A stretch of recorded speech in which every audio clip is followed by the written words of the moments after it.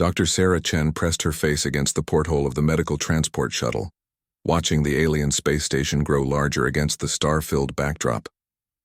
The Kepler research station looked like a massive crystalline flower blooming in the void, its translucent petals catching and refracting the light from 3 distant suns.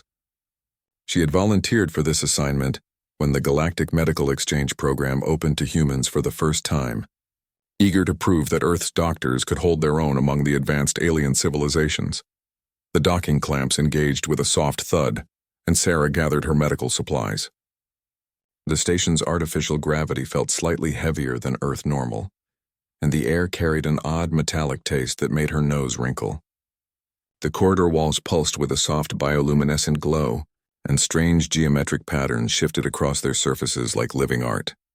She was met by Dr. HFY, a tall, graceful being with 4 arms and skin that shimmered like oil on water. The Zentari physician's translator device rendered his musical language into crisp English. "Welcome, Dr. Chen. We are most curious to observe human medical techniques. Your species' reputation for—" He paused, searching for words. "Unconventional solutions precedes you." Sarah detected a hint of condescension in his tone, but smiled politely. "I'm honored to be here. I've studied your bioregeneration techniques extensively." As they walked through the medical wing, Sarah marveled at the advanced technology. Holographic displays showed patients' vital signs in 3 dimensions, and surgical instruments that seemed to be made of pure light floated in sterile fields. Everything was pristine, efficient, and utterly alien. "Your assignment will be relatively simple," Dr. HFY explained, his 4 hands dancing across control panels with impossible speed. "We have several routine cases that require basic care. Nothing that should challenge someone of your background." The way he said background made Sarah's jaw tighten slightly, but she maintained her professional demeanor. She had dealt with skepticism before, both from human colleagues who thought she was too young, and now from aliens who clearly saw humans as primitive newcomers to galactic medicine. The first few days passed smoothly. Sarah treated a Rigelian trader's plasma burns, helped stabilize a Andromedan's fractured exoskeleton, and assisted with several routine surgeries. The alien technology was impressive, but she noticed that the medical staff seemed to follow very rigid protocols. When she suggested alternative approaches or asked about trying different treatments, she was politely but firmly told that the established procedures were optimal. It was on her 4th day that everything changed. Sarah was reviewing case files in her quarters when an emergency alert echoed through the station. The lights shifted to a pulsing red and her communicator crackled to life. "All medical staff to Emergency Bay 7. Incoming casualty from the Felixian merchant vessel, Whisper Wind. Critical condition." Sarah rushed through the corridors, her medical bag bouncing against her hip. Emergency Bay 7 was in chaos when she arrived. A small crowd of various alien species had gathered, their faces showing expressions she was learning to recognize as distress and fear, despite their different anatomies. On the medical table lay a creature that took Sarah's breath away.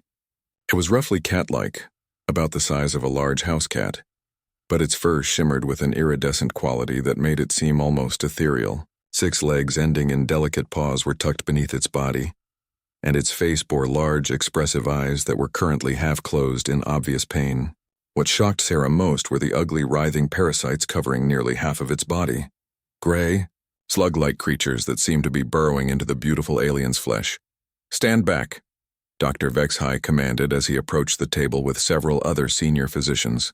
"This creature is beyond saving. The Nethys parasites have progressed too far. Prepare the euthanasia chamber." "Wait." Sarah stepped forward, her heart racing. "Let me examine it first." The Zentari doctor's 4 arms gestured dismissively. "Dr. Chen, this is not a case for inexperienced intervention. Nethys parasites are invariably fatal once they reach this stage of infestation. The kindest action is to end its suffering quickly."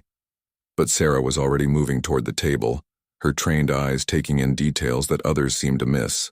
The creature's breathing was labored but steady, and its eyes, though pain-filled, still held awareness. She had seen similar parasitic infections in Earth animals during her veterinary training, before she switched to xenobiology. "The parasites haven't reached the vital organs yet," she said, pulling out her portable scanner. "Look at the distribution pattern. They're still primarily in the subcutaneous tissue. Dr. Vexhai's skin shifted to a deeper, more agitated hue. You cannot know this. Our scans show extensive damage. Sarah's scanner beeped softly as she ran it over the creature's body. The readouts were different from what she was used to, but the basic principles were the same. Your scans are designed for Zentari physiology and other common species. This is a Phylixian. Their biological markers would read differently. A murmur went through the gathered crowd. The small creature on the table lifted its head slightly, those large eyes focusing on Sarah with what seemed like desperate hope. In that moment, looking into those alien eyes, Sarah made a decision that would change everything. "I can save this one," she said firmly, her voice carrying across the emergency bay. "Give me a chance to try." The silence in the emergency bay was deafening. Dr. Vexhai's forearms crossed in a gesture that Sarah had learned meant firm disagreement among the Zentari. His skin had shifted to an almost purple hue, indicating what her cultural briefings had described as serious displeasure. "Dr. Chen, you overstep your bounds," he said, his translator giving his words a clipped formal tone. "This creature has been examined by our most experienced parasitologists. The Nethys infestation is terminal. We cannot waste resources on impossible cases." Sarah felt a familiar fire building in her chest, the same feeling she'd had when professors told her that a particular surgery was too risky, or when hospital administrators said a treatment was too expensive. She looked down at the small Phylixian, whose breathing had become even more labored. The parasites were moving more actively now, sensing the creature's weakness. 24 hours, she said, meeting Dr. Vexhai's compound eyes directly. "Give me 24 hours with full access to your medical facilities. If I can't show significant improvement, you can proceed with your protocol." The crowd around them grew larger as word spread through the station. Sarah noticed several species she hadn't encountered before. Tall, crystalline beings that chimed softly when they moved. Small furry creatures with too many eyes, and what appeared to be living clouds of luminescent gas contained in environmental suits. A new voice cut through the murmur of the crowd. "The human speaks truth about Phylixian biology." A graceful figure pushed through the gathered aliens, another Phylixian, but larger and clearly adult. Her fur was a deep silver blue and she wore the ceremonial sash of a ship's captain. "I am Captain Nisira of the merchant vessel Whisper Wind. This is my daughter, Kess." Dr. Vexhai's skin shifted again, now showing streaks of orange that Sarah had learned indicated surprise. "Captain, our scans clearly show—" "Your scans show what they are designed to show," Captain Nisira interrupted, her voice carrying the authority of command despite the translator's neutral tone. "Phylixian physiology differs significantly from the galactic standard. Our internal organ placement, our nervous system pathways, even our blood chemistry, all different from what your equipment expects." Sarah felt a surge of validation, but she kept her focus on the patient. She had already begun pulling supplies from her medical bag, some standard items from the station's medical bay, but also several pieces of equipment she had brought from Earth. Her colleagues back home had thought she was paranoid for packing so much redundant equipment, but growing up on a ranch had taught her that you never knew when you might need to improvise. "The parasites are following predictable patterns," Sarah explained as she worked, her hands moving with practiced efficiency. "On Earth we have similar parasitic species that target mammals. The key is understanding that they avoid certain neural pathways while seeking others." She attached a small device to the Phylixian's temple, a neural activity monitor she had modified during her residency to work with non-human nervous systems. The readout appeared on her portable display, showing brain activity patterns that were unlike anything in the standard xenobiological databases. "Fascinating," whispered Dr. Korath, an elderly Rigelian physician who had been watching from the crowd. "The neural pathways are completely inverted from the standard model." Sarah nodded, her confidence growing as the data confirmed her hypothesis. "The parasites are following what they think are the paths to vital organs, but in Phylixian anatomy, they're actually moving away from them. The damage looks severe on standard scans because the equipment is misreading the biological markers." She began preparing a treatment that would have been considered radical by galactic medical standards. Instead of the powerful systemic treatments that the other doctors had suggested, Sarah was preparing a targeted approach that would work with the parasite's natural behavior rather than against it. I'm going to create a false trail, she explained as she worked. These parasites follow specific chemical gradients to find their way to vital organs. If I can redirect those gradients, I can lead them away from Kess and into a location where they can be safely removed. Dr. Vexhai stepped closer, his scientific curiosity apparently overcoming his initial skepticism.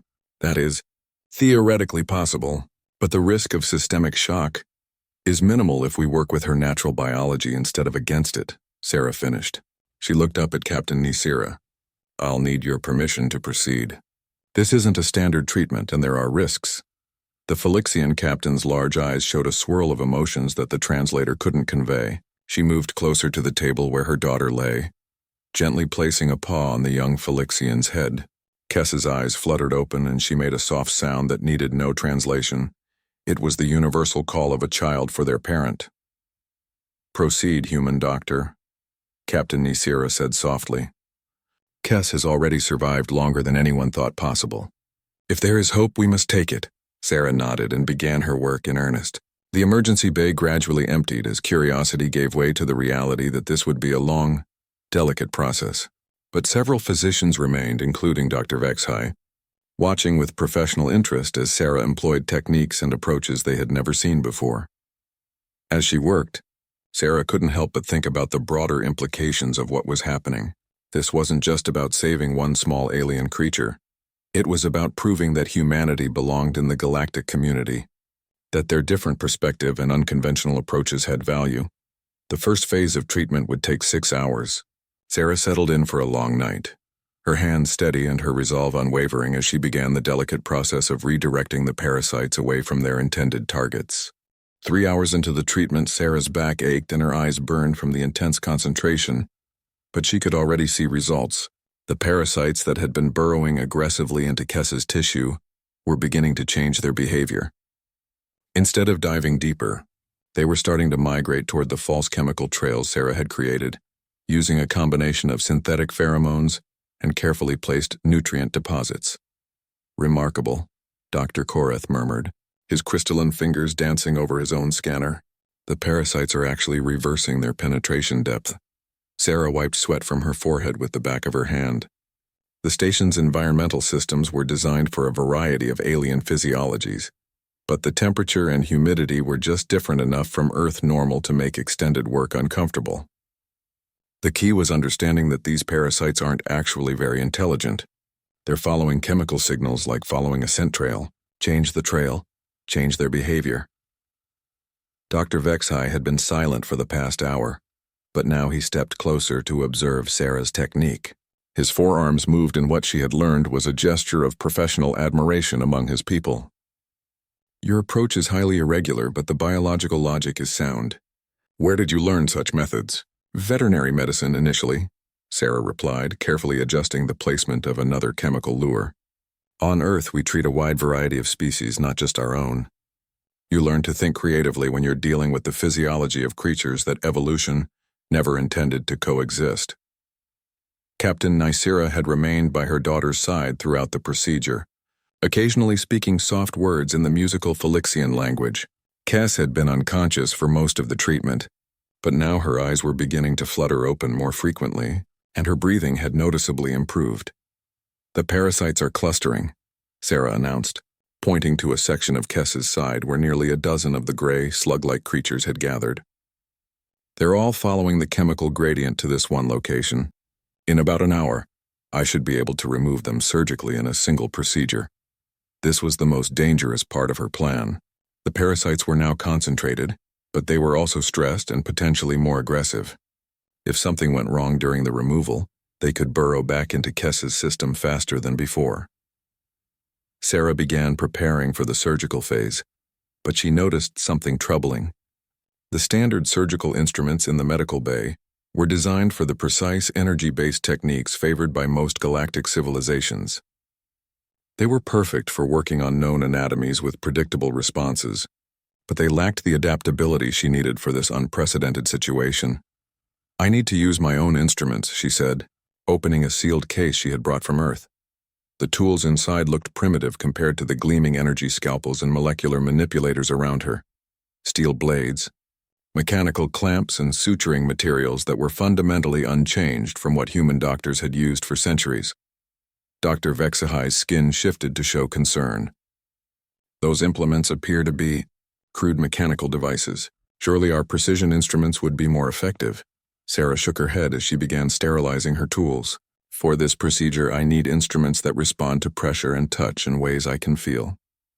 Your energy tools are incredibly precise, but they don't give me the tactile feedback I need when working around living parasites that might move unexpectedly. As she worked, Sarah found herself thinking about the differences between human and galactic medicine. The aliens had achieved incredible technological advancement, but their approaches seemed to follow very standardized protocols. They had solutions for known problems but struggled when faced with something that didn't fit their established categories. Humans, on the other hand, had spent millennia dealing with uncertainty and making do with imperfect tools. Every Earth doctor learned to improvise, to adapt their techniques to unexpected situations. It was this flexibility that was making the difference now. Beginning surgical removal, Sarah announced. The gathered physicians fell silent as she made her first incision. The parasites sensed the disturbance and began to move more actively, but they remained clustered around the chemical lures she had placed. Working quickly but carefully, Sarah began extracting the parasites one by one. Each creature was about the size of her thumb, gray and slug-like with tiny hooks along its underside that had been used to anchor into Kess's tissue. As she removed each one, she placed it in a containment field where it could be studied later. 7, 8, 9. She counted aloud. Each successful extraction brought a visible improvement in Kess's vital signs. The young Felician's breathing became easier, and some of the pain seemed to leave her expression. 12, 13, 14. Sarah's hands moved with steady precision, but she could feel the tension in the room growing. Everyone knew that this was the critical moment. If any parasites escaped back into Kess's system now, the treatment would likely fail. 15. Sarah placed the last parasite in the containment field and immediately began closing the incision. Her hands flew over the wound, using a combination of synthetic tissue bonding agents and traditional sutures to ensure proper healing. As she worked, Kess's eyes opened fully for the first time since the treatment began. The young Felixian looked around with confusion, then focused on her mother. She made a soft chirping sound that brought tears to Captain Nicera's large eyes. The immediate crisis is over, Sarah said, finally stepping back from the table. But we need to monitor her carefully for the next several hours. There may be secondary effects from the parasitic toxins, and we need to ensure that no parasites were missed.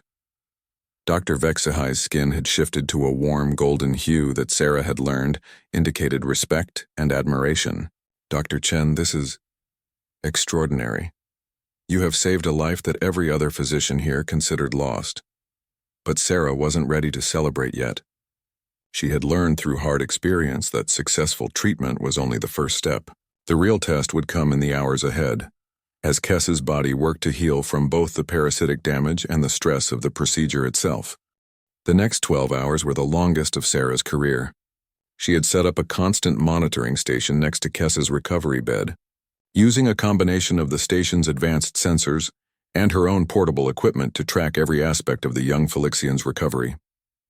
Captain Nicera hadn't left her daughter's side, and several other crew members from the Whisper Wind had arrived to offer support. Around hour 6, complications began to develop. Kess's temperature started to spike, and her breathing became irregular. The parasites had left behind toxins in her system, and her body was struggling to process them efficiently. Her metabolism is too slow, Sarah muttered, studying the readouts. The toxins are accumulating faster than her natural systems can clear them. Dr. Vexahai, who had remained to observe the recovery process, examined his own scanner readings. This is consistent with Nethys poisoning. Even with the parasites removed, the accumulated toxins often prove fatal. It is why we typically recommend immediate euthanasia rather than prolonged suffering. Sarah felt a chill of determination run through her. She had come too far to lose Kess now, especially to something as straightforward as toxin accumulation. What if we artificially accelerate her metabolism? Increase her processing rate until she can clear the toxins naturally? Impossible, Dr. Vexhai replied immediately. Metabolic acceleration drugs are calibrated for specific species. We have no safe protocols for Felixian physiology. But Sarah was already moving, pulling up research files on her portable computer. During her preparation for this assignment, she had studied everything she could find about comparative xenobiology. Somewhere in those files was the information she needed. Here, she said, pointing to a research paper on her screen. Felixian metabolism shares key enzymatic pathways with Terran felines. The base catalytic structures are similar enough that... She trailed off, her mind racing through the biochemical implications. Captain Nicira looked up from her daughter's bedside. You have an idea, human doctor? Sarah nodded slowly. It's risky, but I think I can modify a metabolic stimulant that we use for Earth cats. The dosage calculations will be tricky and I'll need to synthesize it using the station's molecular fabricators, but the basic approach should work. Should work? Dr. Vexhai's skin showed deep concern. Dr. Chen, you are proposing to experiment with an unproven treatment on a patient who is already critically ill. I'm proposing to save her life, Sarah replied firmly. The alternative is watching her die from toxin accumulation. At least this gives her a chance. She turned to Captain Nicira. The choice is yours. I believe this treatment can work, but there are no guarantees. The metabolic acceleration could strain her cardiovascular system, and if I miscalculate the dosage... The Felixian captain's large eyes moved between her daughter and Sarah. Kess had grown noticeably worse in just the past hour, her breathing more labored and her fur losing some of its natural luster. What does your instinct tell you, Doctor? Sarah was surprised by the question. Most alien cultures she had encountered valued logic and data above intuition. My instinct says that Kess is stronger than her current condition suggests. The parasites weakened her, but her core physiology is sound. With the right treatment, she can recover fully.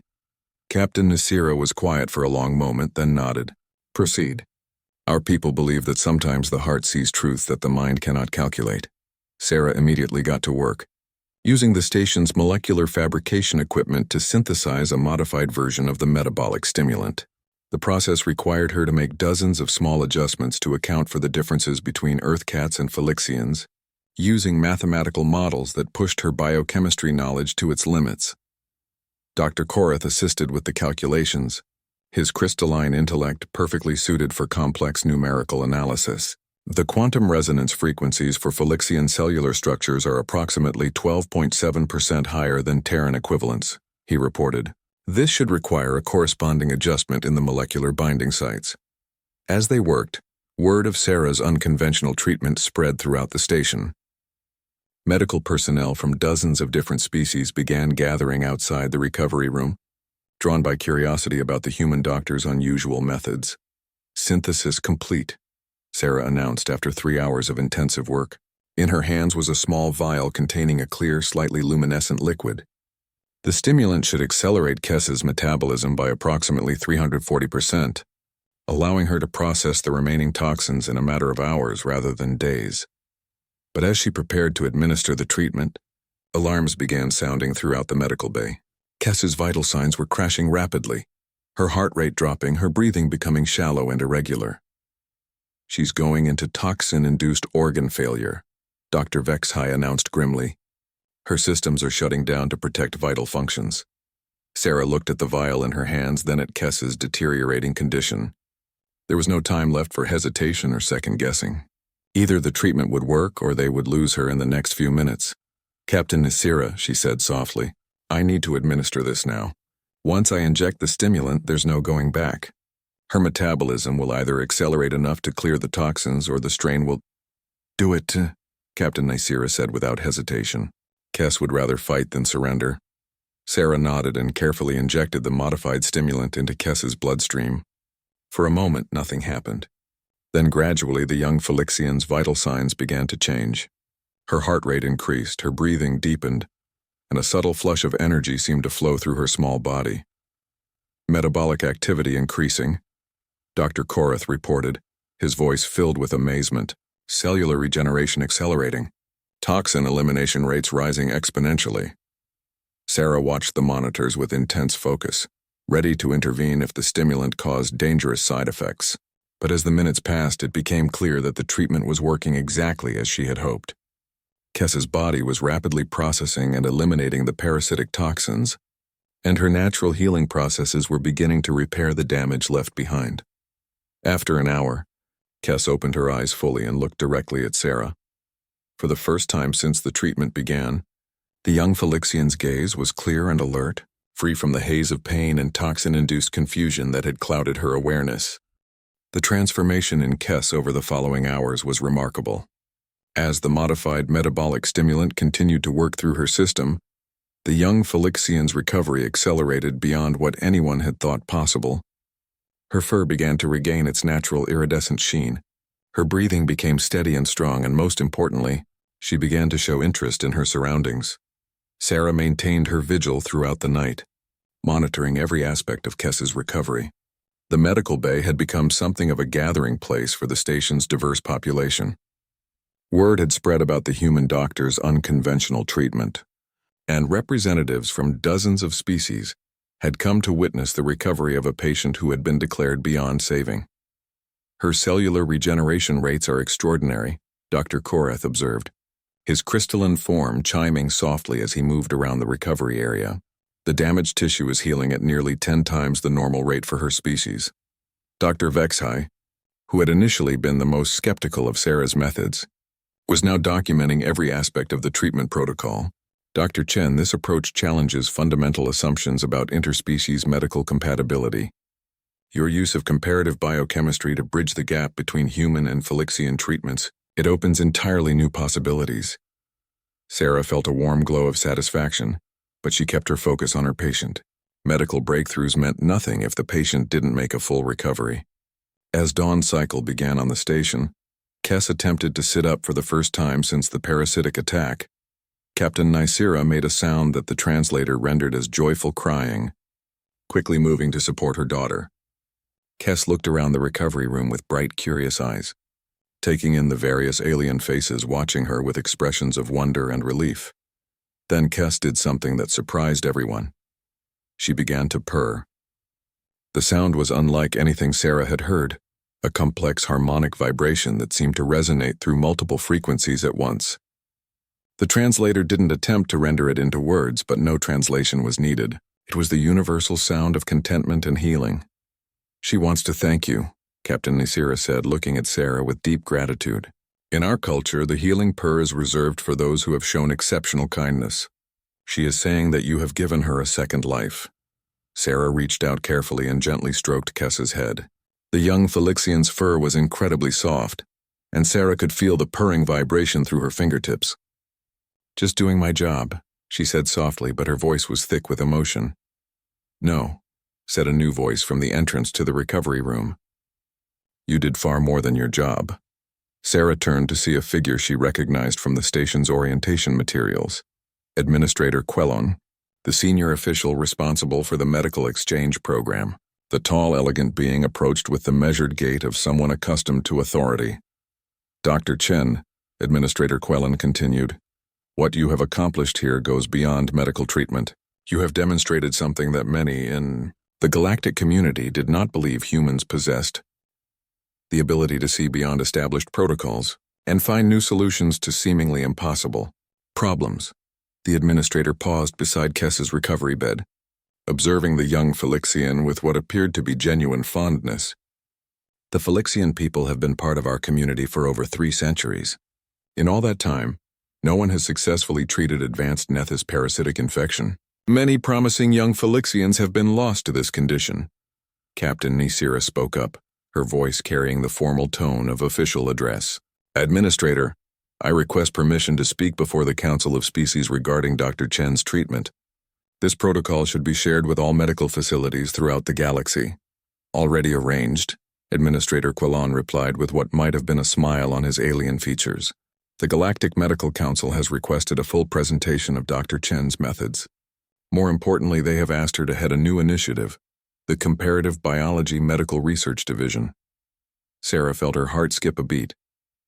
She had come to this station hoping to prove that humans belonged in the galactic medical community. The offer being presented was beyond anything she had dared to imagine.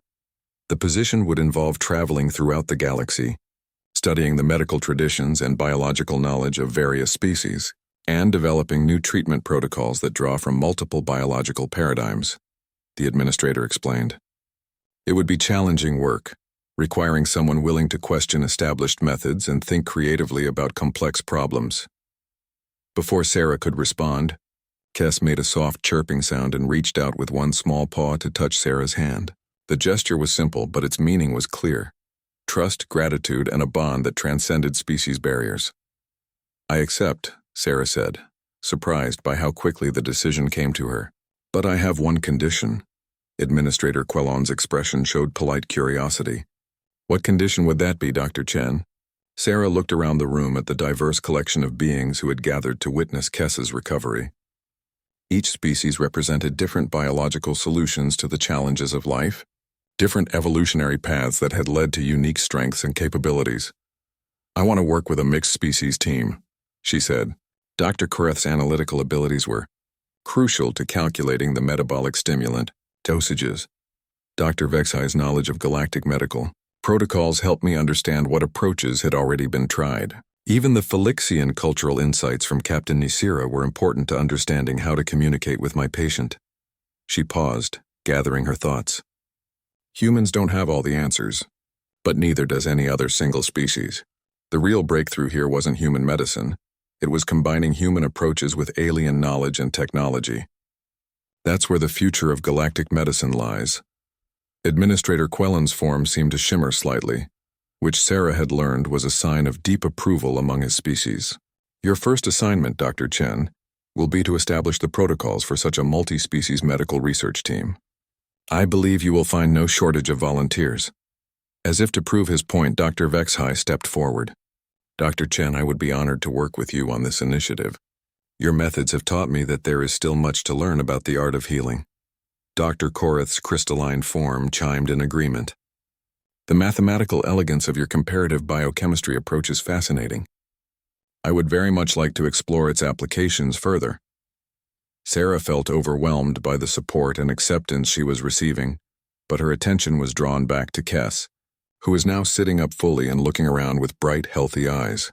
This small alien creature, left to die by conventional medical wisdom, was now not only alive but thriving. 3 months later, Sarah stood in the main conference hall of the Galactic Medical Council, facing an audience that represented over 200 different species from across the galaxy. The chamber was a marvel of engineering, designed to accommodate beings of vastly different sizes, atmospheric requirements, and sensory capabilities. Some delegates floated in specialized environmental suits, others perched on crystalline formations that resonated with their bioelectric fields, and a few existed as pure energy patterns contained within sophisticated holographic projectors. At her side stood her newly formed team, Dr. Vexai, with his 4 arms and shimmering skin, Dr. Koreth, whose crystalline body chimed softly as he moved, Dr. Tessara, a gaseous being whose thoughts manifested as colored light patterns, and Captain Nisira, who had taken a temporary leave from her merchant duties to serve as the team's biological diversity consultant. "Esteemed delegates," Sarah began, her voice carried by the chamber's universal translation system. 3 months ago, a young Felixian was brought to Kepler Station with what every medical professional present considered a fatal parasitic infection. Today I'm pleased to report that Kes has made a complete recovery and has returned to active duty aboard her family's merchant vessel. A ripple of various forms of applause moved through the chamber. Sounds, lights, and energy fluctuations that represented approval from dozens of different species. "But more importantly," Sarah continued, "her case has led to a fundamental shift in how we approach interspecies medicine. The Comparative Biology Medical Research Division has already developed new treatment protocols for 17 different conditions that were previously considered untreatable across species. Lines," she gestured to the holographic display behind her, which showed before and after images of various patients from different species. "The key insight isn't that human medicine is superior to galactic medicine. It's that the combination of diverse biological knowledge creates possibilities that no single species could achieve alone." Dr. Vexai stepped forward to address the assembly. "The human approach to medical problem-solving differs significantly from our traditional methods. Where we seek precision and standardization, humans embrace adaptation and improvisation. This complementary approach has proven invaluable. The presentation continued for over an hour, with each team member describing different aspects of their research. Dr. Korath demonstrated the mathematical models they had developed for cross-species biochemical compatibility. Dr. Tisara showed how her energy-based perception could detect biological patterns invisible to matter-based senses. Captain Nisira explained how understanding cultural contexts often provided crucial insights into patient psychology and treatment compliance. When the formal presentation ended, the chamber buzzed with activity as delegates from various species approached the team with questions and requests for collaboration. But Sarah's attention was drawn to a small figure at the back of the chamber. Kess had grown considerably in the past 3 months, though she was still smaller than most adult Phylixians. Her fur had developed the full iridescent quality of her species, and she moved with the confident grace of perfect health. When she saw Sarah looking her way, she bounded across the chamber with obvious joy. "Dr. Sarah," Kess called out, using the nickname she had adopted during her recovery. "I heard your presentation. You made me sound very important." Sarah knelt down to Kess's level, smiling at the young Phylixian's enthusiasm. "You are very important, Kess. Your case helped us understand that medicine isn't just about treating disease. It's about bringing different perspectives together to find solutions that seemed impossible." Captain Nisira approached, her expression showing the deep pride of a parent whose child had recovered from a near-fatal condition. "Dr. Chen, I have news that I think will please you. The Phylixian Trade Council has voted to establish permanent medical exchange positions on all major trade routes. They want to ensure that what happened to Kess never happens to another young Phylixian." "That's wonderful news," Sarah replied. "But the real victory is that we're all learning from each other. Your people's understanding of bioharmonics has already helped us develop new treatments for neurological conditions in 3 other species." A soft chime drew their attention to Dr. Korath, who was analyzing data on his portable display. "Dr. Chen, we have received 17 requests for emergency consultations from medical facilities across the galaxy. Word of our methods has spread rapidly." Sarah looked around at her diverse team, each member bringing unique capabilities and perspectives to their work. Just 3 months ago, she had been a single human doctor trying to prove herself in an alien medical facility. Now she was part of something larger, a new approach to medicine that transcended species boundaries. "Looks like we have our work cut out for us," she said with a grin. "Where do we start?"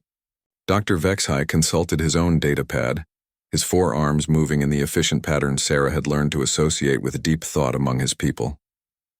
"The most urgent case appears to be on Rigel 7, a quantum-based life form with a degenerative condition that affects its coherence matrix.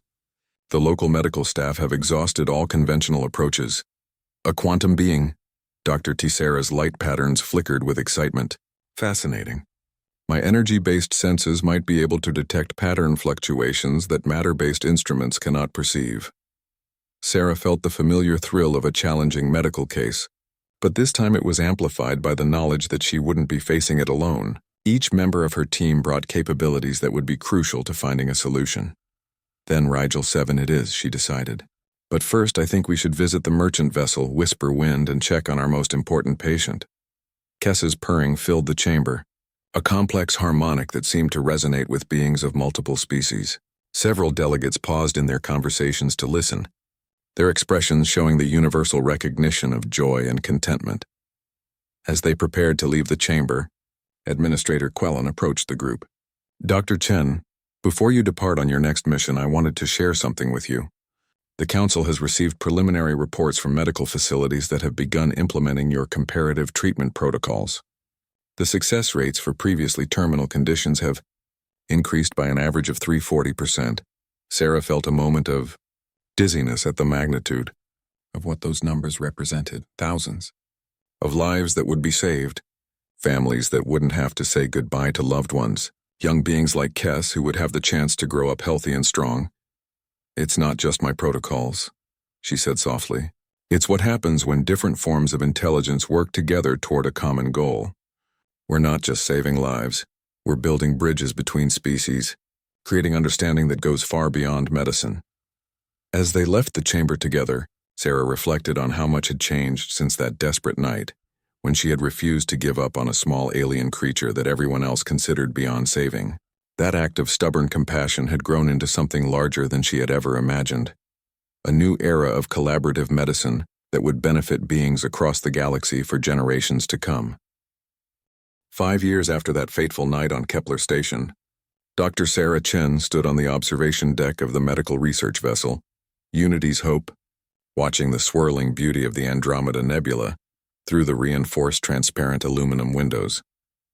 The ship itself was a marvel of cooperative engineering, designed and built by 12 different species working together, with medical facilities that could accommodate the biological needs of virtually any known form of life. Behind her, the ship buzzed with activity as her expanded team prepared for their latest mission. What had started as a small group of 4 specialists had grown into a mobile medical research facility, staffed by representatives from over 50 different species. The Comparative Biology Medical Research Division had become one of the most respected and sought-after medical organizations in the galaxy. "Dr. Sarah," a familiar voice called out, "the quantum resonance chambers are ready for the patient transfer." Sarah turned to see Kess approaching, now fully grown and serving as the ship's chief biocompatibility specialist.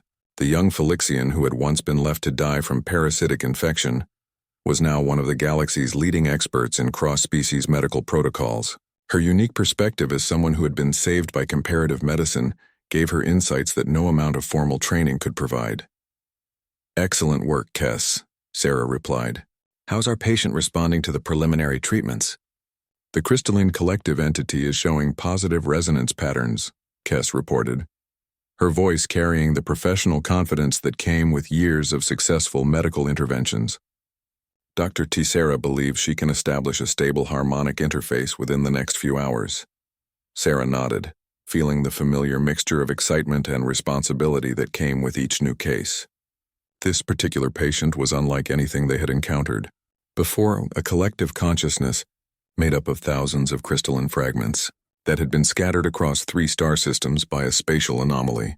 Conventional medicine had no framework for treating such a being, but the principles of comparative biology suggested that solutions could be found by understanding how different species maintained their own forms of collective consciousness. As they walked through the ship's corridors, Sarah marveled at how seamlessly the diverse crew worked together.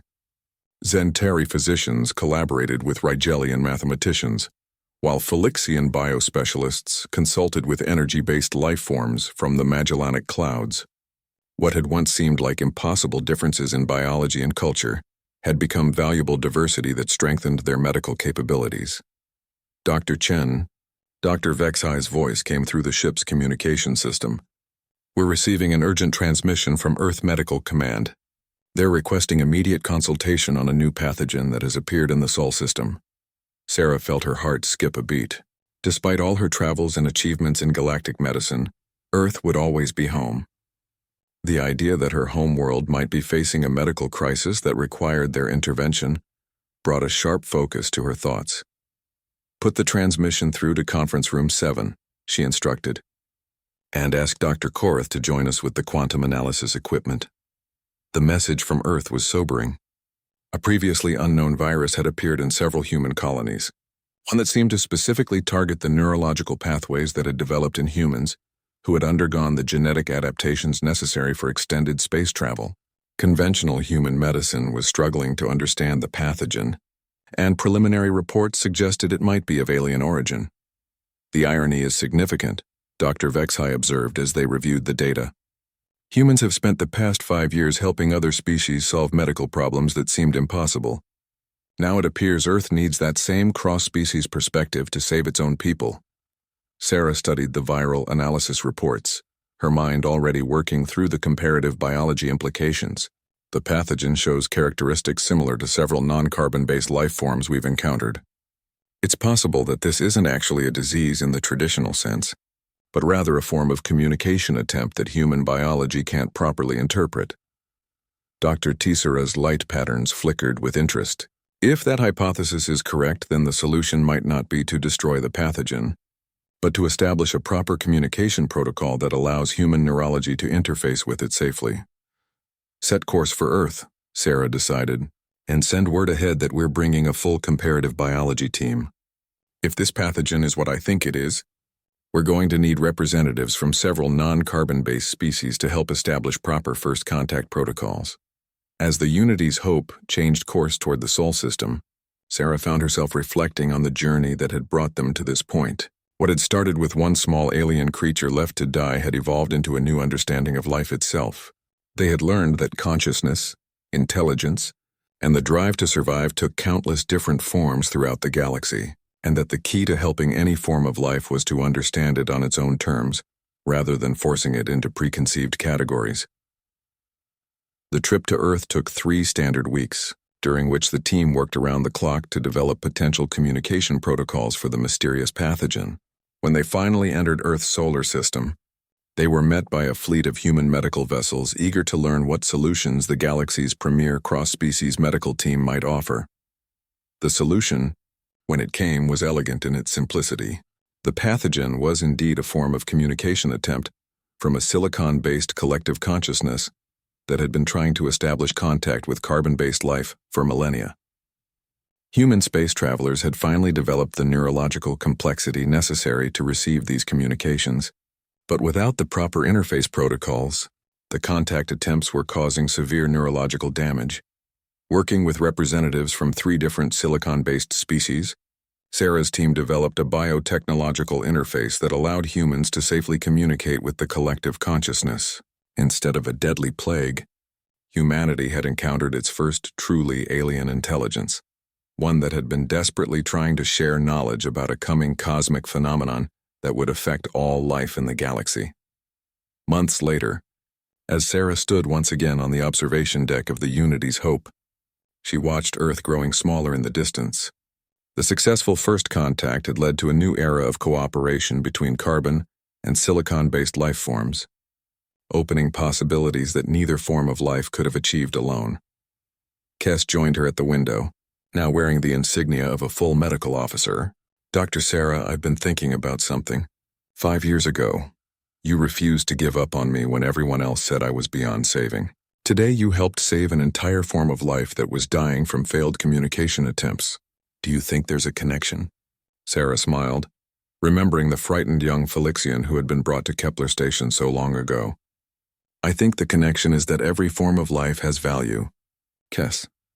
Whether it's one small alien creature or an ancient collective consciousness, the universe is richer when we work to preserve and understand it rather than giving up when the solution isn't immediately obvious." As they prepared for their next mission, a request for help from a distant galaxy where mechanical and biological life forms were struggling to coexist, Sarah felt a deep sense of satisfaction.